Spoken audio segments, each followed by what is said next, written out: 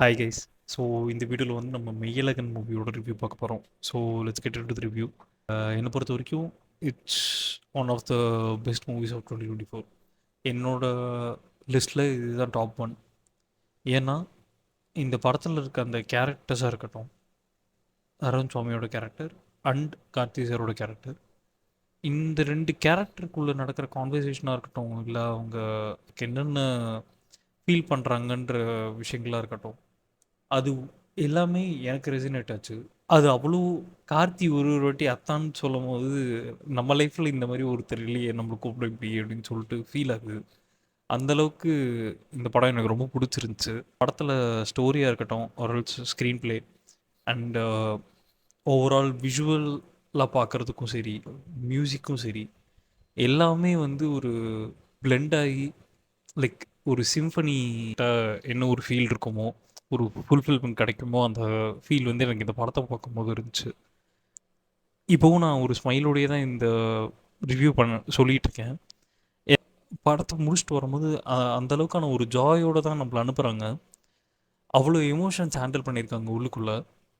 அது எதுவுமே வந்து திணிக்காமல் நம்மளை அள வைக்கணும்னு இல்லாமல், ஒரு 2 பேர் பேசிக்கிட்டா அவங்க எப்படி மனசை விட்டு பேசிப்பாங்களோ, அந்த கான்வர்சேஷனுக்குள்ளே நம்மளையும் ஒரு ஆளாக உள்ளே உட்கார வச்சு நம்மக்கிட்டேயே சொல்கிற மாதிரி இருக்குது.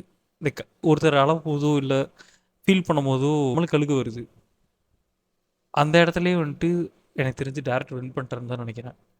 ஸோ இந்த படம் it's a really well made film. And இந்த படத்தை யாரெல்லாம் இன்னும் பார்க்காம இருக்கீங்களோ, தயவு செஞ்சு தியேட்டர் போய் இந்த படத்தை பாருங்கள். ஏன்னா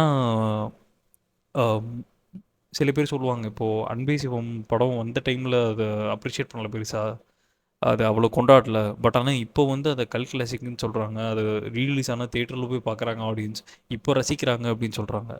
அதே மாதிரி இந்த படத்தை ஒரு 10 வருஷம் கழித்து கல் கிளாசிக்னு சொல்கிறதுக்கு பதிலாக நம்ம இப்போயே இந்த படத்துக்கான டியூ ரெக்கக்னிஷனை கொடுத்து அந்த படத்தை உருவாக்கின எல்லாருக்கும் அந்த ரெக்கக்னிஷன் போய் சேரணும்னு நினைக்கிறேன்.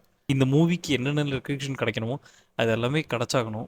அண்டு இந்த படம் வெளியே போய் சேர்கிறதுக்கு என்னோட வீடியோ பார்க்குற 1-2 பேர் இந்த படத்தை போய் பார்த்தாலோ, இல்லை இந்த படத்தை பற்றின டிஸ்கஷன் ஆரம்பித்தாலோ, அதில் ஒரு சின்ன பங்கு இருக்குன்றதுல வந்து எனக்கு பெரிய சந்தோஷம் இருக்குது.